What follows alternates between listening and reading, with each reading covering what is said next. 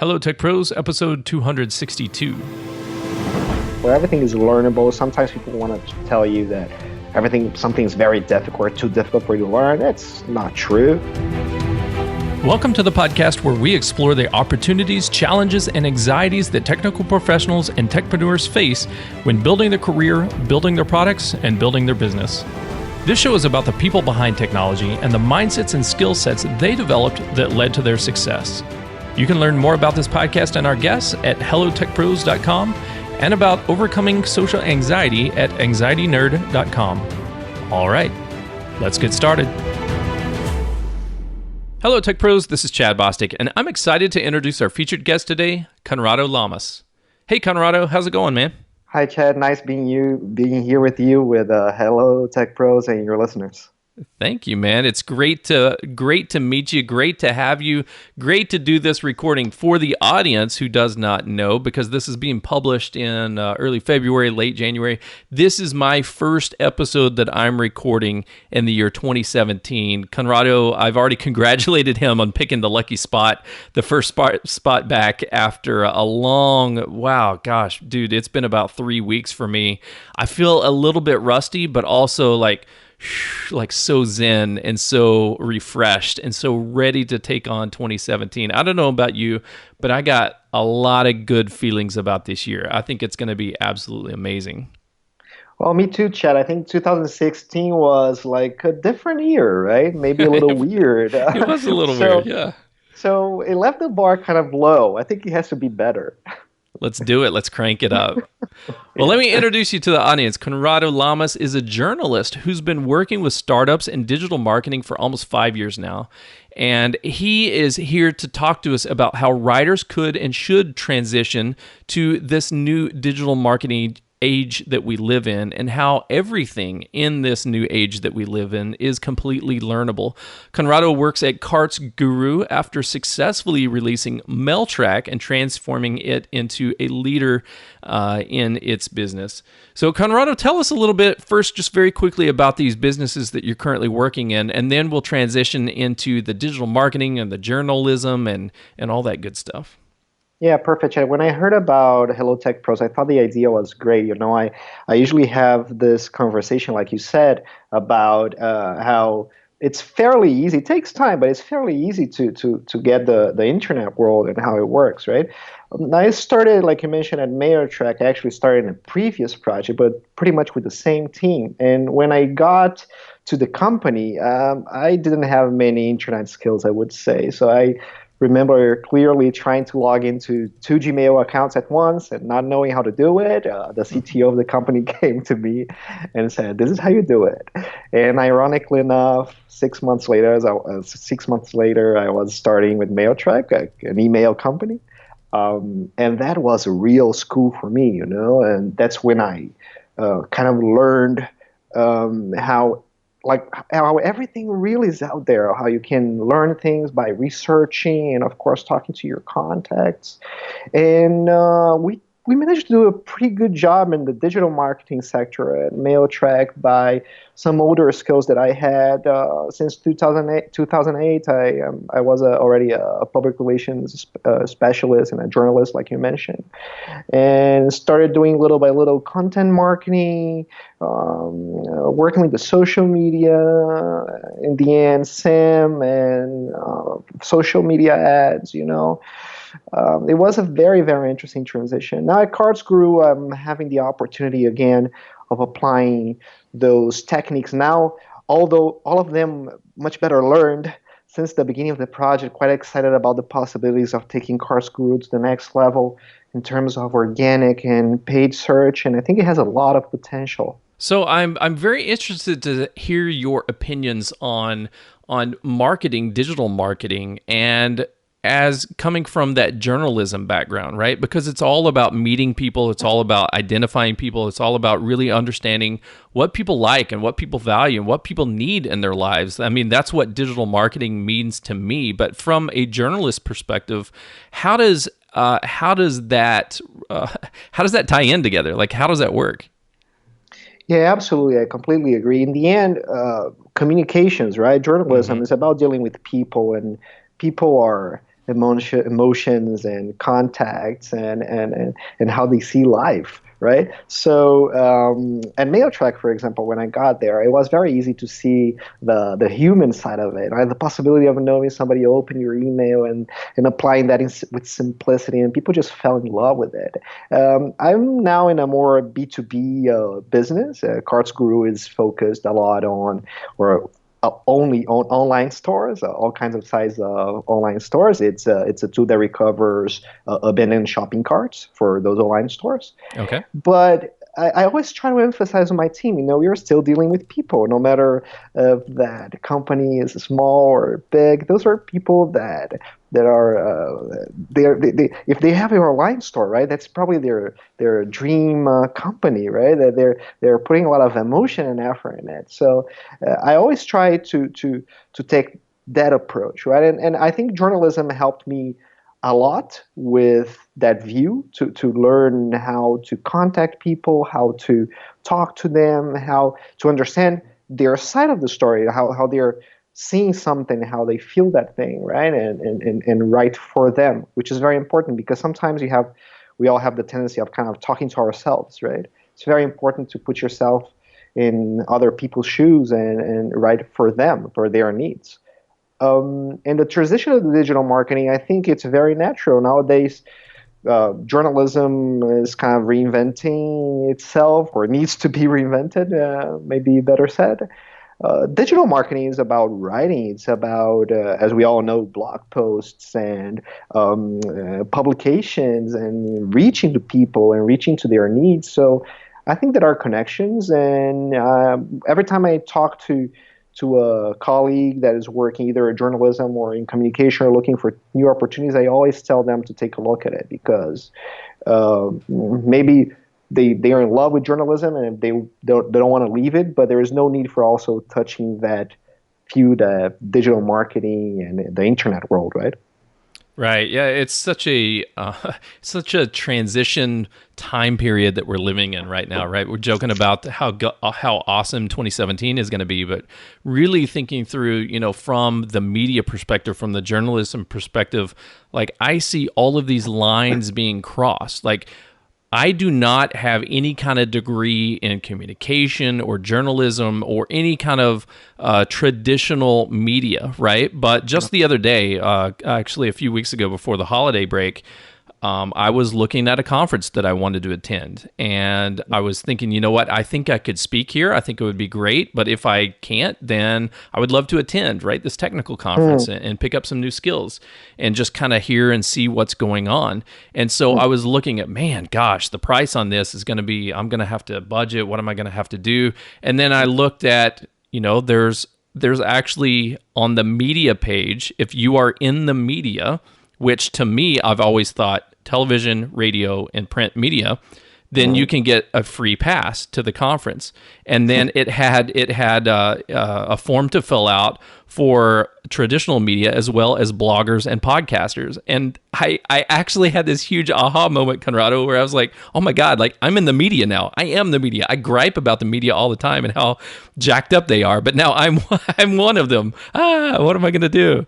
So take a look at what you're doing in Hello Tech Pros. I mean, if this is not media journalism, I don't know what it is. You're interviewing hundreds of people. I mean, that's amazing. It's mind blowing because I never intentionally sought out to be a media personality, right? I sought out to meet new friends and talk to people and share my voice. And then, a year later, I realized that I have actually entered the media realm, in the journalism realm. And it's just kind of caught me by surprise because I didn't know that I was going down that path. So in this new world that we live in, I'm thinking about all the different technologies, not just podcasting, but Snapchat and Facebook Live and I don't know, Periscope, all the new things that are popping up and crashing. Seems like week to week, day to day, there's something new that's coming out on Product Hunt, some new form of streaming media. Are all of these medias, are all of this technology a new way of doing journalism? Yeah, I think there is no question about it. But of course, there is a lot of questioning and right questioning about what journalism was or should be and should be in the future. And I think it's a healthy one because I think there is no question that journalism, the way we thought should be, is in huge crisis, right? Mm, And I think that's problematic. And to be honest, I personally think a lot about this topic. But there is an opportunity here, because it's just a fact that nowadays in other fields too, not only in journalism, the idea of expertise changed, right? It used to be this idea of authority somehow, that if you had an expert, you just had to do what he told you. And nowadays we're questioning that. And I think that's healthy. Not that we don't need experts anymore. Experts are more needed than ever, and they're very important. But I think we are learning to deal with expert and educated opinions instead of just doing whatever the authority tells you to do. And I think that's great. That's great because you're going to deal better with what real life is, instead of just telling what your boss tells you to do, hmm or right, or that a big guy that is showing on TV. Now everybody's on TV somehow. Right? You can open up your YouTube channel and start it. So I think in later on, maybe right now we're kind of lost, and I'm including myself in that situation. But I think it's going to be a better, for the better. This change that we are doing, and I think it also demands us a new responsibility from all sides of it, right? Because you were saying you're not a journalist, but you're doing journalism, right? You hmm do have to check your facts. You're going to talk to interviews. You have to make sure they're the right people, and you have some responsibility to your audience and the audience too now, because you have, now that we are in the era of fake news, right? Um, they have the big responsibility too. They are not exerting that very well so far, but they have a lot of responsibility of not sharing, for example, something that maybe is not true, or checking for the sources. And that's, I think, in the longer run, that's gonna be it's gonna be something good for us. So that's very interesting that you brought up fake news, because I just had a conversation with an old friend about that a while back, and he's like, "Chad, how's the podcast going?" And I'm like, "Yeah, it's going well. I've learned a lot. My audience is growing. I'm having a lot of fun doing it." And he said, "Have you thought about doing other topics besides the topics that you're currently doing?" I said, "Yeah, I've Mm. actually got some different things in the works." And he said, he kind of lowered his voice kind of a little bit quiet, even though there were only two of us in the car. Like, I don't know who he thought was listening in, but Uh-huh. did, have you ever thought about doing fake news? I'm like, what? What are you talking about? What is that? So be completely transparent. Like, I don't watch traditional news, right? I don't read the Wall Street Journal or the New Yorker or whatever, right? I see all my news like on my Twitter feed, or I hear it, from the people that I'm talking to. So I don't sit down and specifically tune in to certain broadcasters or whatever. So I said, what is fake news? And he described these people who are purposely going out and just generating stories, making stories that have sensational headlines that have absolutely zero truth behind them, but just to Mm. try to get those listeners, just to try to get those followers, just to try to get people to follow some movement or to click on your ads or something. I'm like, you know what? That doesn't sound like something that I'm interested in. I'm not. I mean, if it's for storytelling and just like creating a new fiction, right, where everybody knows it's a new fiction and we're like, I don't know, role playing or something, that sounds interesting. But fake news, where it may or may not trick people into thinking that it's real, that's not for me. So what does fake news mean to you? I think fake news only if you're doing what Jon Stewart did, and the team of the Daily Hmm. Show is still Right. doing, right? The Right. fake news are actually the true news, and that's actually, I think it's a good thing that we bring that up, because they started with that joke about fake news, and they are probably doing more news, real news, than anyone else. And there is this. It's an important side of the story, because the traditional media, we're all talking about fake news right now, right? But hmm fake news was always there, and a lot of the public relations industry that I'm part of was and is actually based on that principle too. Too, unfortunately, sometimes people are just looking for the headlines, and journalists are not checking for the facts, and that's not good for anyone. That's not real journalism, that's for sure. So I think again, it gives us this challenge of being very aware of what we are reading, what we are sharing on the social media and telling other people, right? To be very careful whenever we all have to be a little journalist ourselves, you know? And so I think in that sense, it's going to be a learning process. It's going to be beneficial. And of course, we don't want anyone to be making fake news, but it's going to happen. We know it's going to happen. There are incentives for that. I think little by little we'll build the incentives, the right incentives to avoid that. So I'm going to give you maybe a simple technical incentive for that kind Okay. of thing. You know, Google, for example, for about SEO techniques. So nowadays, it's just much harder for you to get any article there in the first page of Google. Why? Because one of the things that they're measuring a lot is how interested people are on that article. So maybe you put like a very good headline, incredible headline with your common listicles and how-tos, or these are the mistakes that you're doing, right? Right. But then if the article is empty, you know, people will bounce it. And Google realized it and said, oops, this is not good content. So everybody has to be doing amazing content nowadays. And of course it's not perfect. It's getting better every day, right? But I think we'll get there. We'll get to the point that we have the right mechanisms of selecting and judging which contents are and should be true. And most importantly, beyond the technical part, we're going to be more and more educated in a personal level Mhm. about what we should read and repeat, most importantly. Oh my gosh, I hope so. Like I cannot tell you how many of the old spams, yeah, terrible emails are now Yeah. recycling themselves on the internet in different forms, not in email forms, but on Facebook posts and on all kinds of stuff that I see my family members like buying into, and I'm like, guys, this was proven to be like a scam back in like 1996. Guys, let's drop it. Okay, this is not real. Bill Gates is not going to send you a check for $1 million if you like his picture. It's not going to happen. Please Is it true? stop. I thought it was true, man. What are you talking about? Maybe it's true, but no, it's Maybe. not true, right? I'll ask Bill Gates. How do we educate people? Because all our listeners right now, they're probably laughing or grimacing or groaning because they've all seen it. They've all seen this stuff cycle through the quote unquote news feeds, right? Hmm. And people are sensationalizing on these headlines, going, "Oh my gosh, I can actually drop 50 pounds this weekend by just drinking this green smoothie. It's going to be amazing," or whatever. And how can we convince each other, but in a nice, friendly way, instead of bashing people with a hammer? Nice, friendly Yeah. way of what is maybe more healthy news or more correct news or more factual, and what is just sensationalism.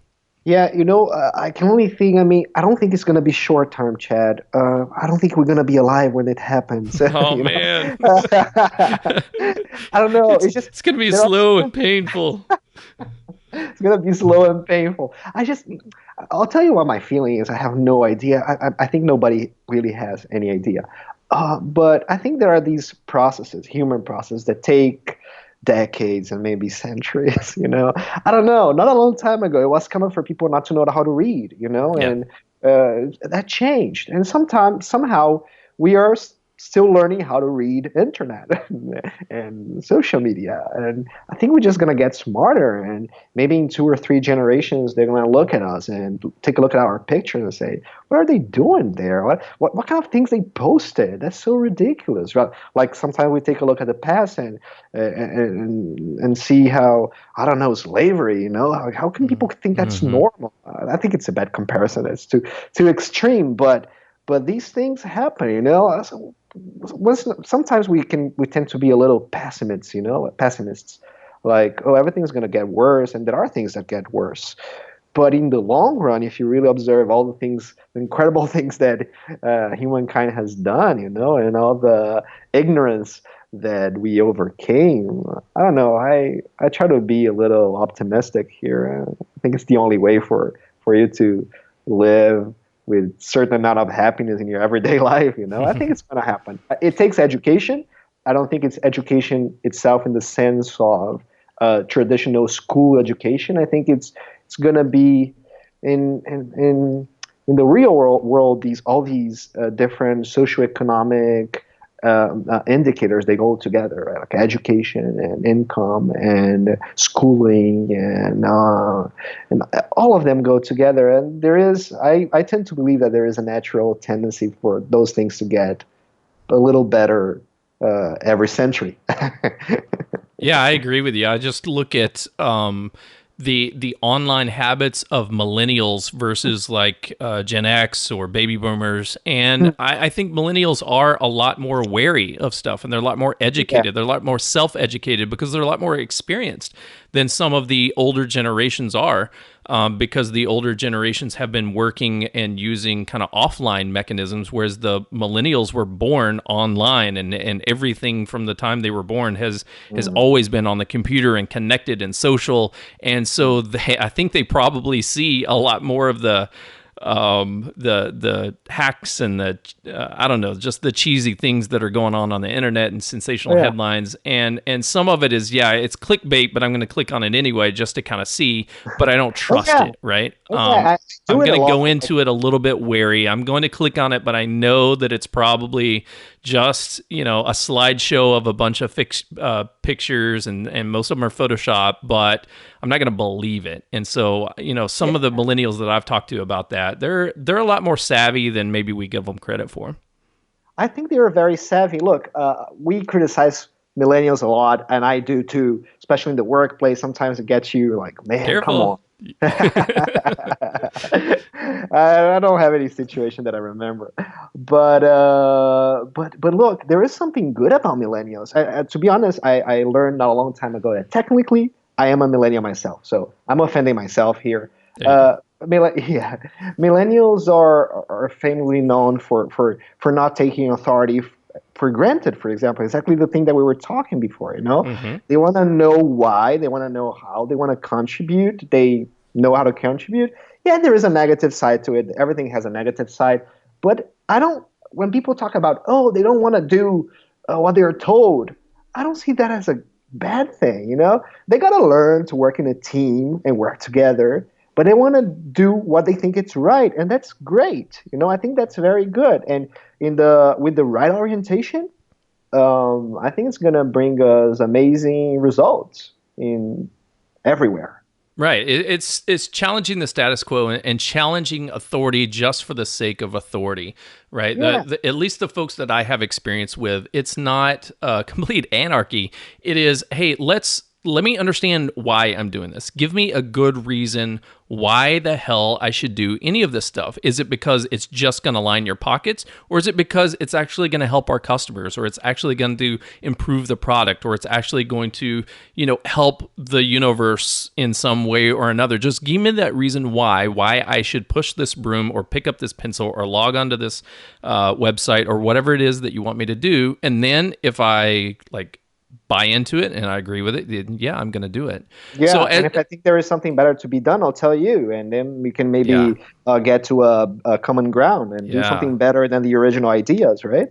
Right. And having that conversation. So, kind of getting back to journalism, from what I see, this new generation, the millennial generation, and the technology that's available to us today, the interconnectivity of society, like on a global scale, it's all about kind of social journalism from what I see, right? It's we all see different perspectives, but it's just kind of little bite-sized chunks instead of, as you said before, like we have this one authority source, right? ABC, NBC, CBS, BBC, wherever you tune into, but this authority with this really expensive suit and tie on and perfectly sculptured hair, and oh my gosh, that's an authority that I have to listen to. Now the authority is kind of bite-sized chunks across a global scale where millions and millions of people are given their little 2 cents, and it kind of all is an aggregate of journalism. Does that make sense?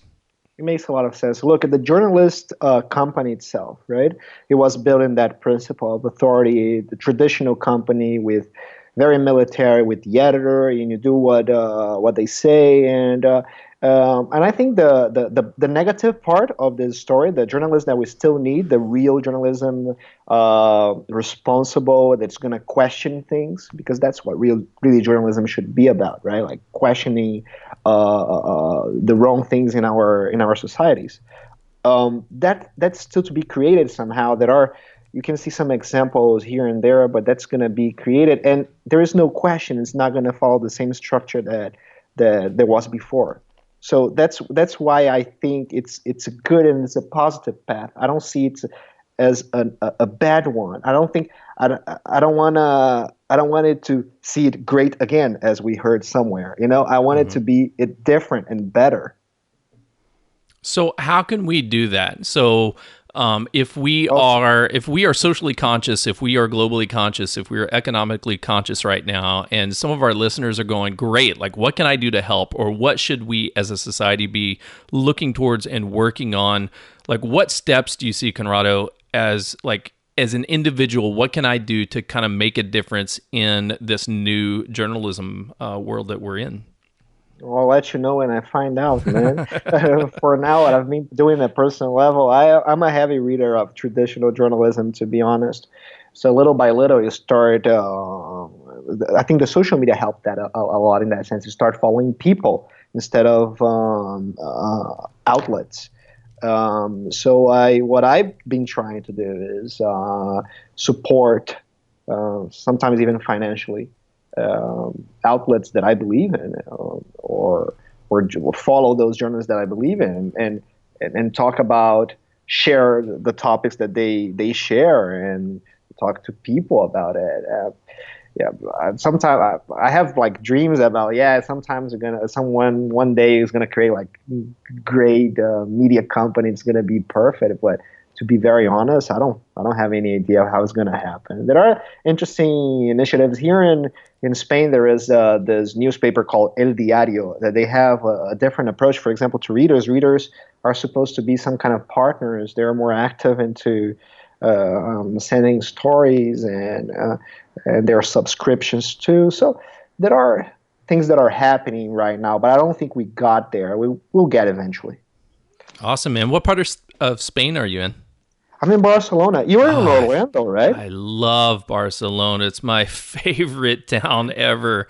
We went there a couple of years ago, and I just fell in love with that city. And someday, man, I'm going to spend a lot of time in Barcelona. I don't know if I'm ever going to move there or just have extended trips, but love that city, man.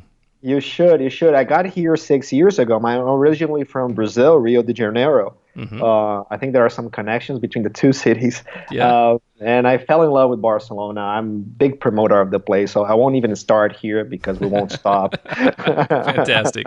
We'll have to do a after podcast chat. Perfect. We'll save a spot only about Barcelona. We can talk about. Actually, it's an interesting topic because there are a lot of startups here in Barcelona. Maybe we could talk about that one day. That sounds great, man. You can hook me up with a lot of the startup founders there in Barcelona, and we'll just get a big chat going with what's the culture like? What's the startup scene like in your city? How's it going? What are you working on? All that good stuff. Yeah. Oh yeah. Sounds fun. It is fun. It's considered one of the digital capitals in Europe. It's every year on Wired.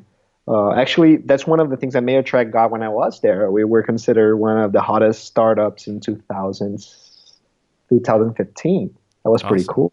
Yeah.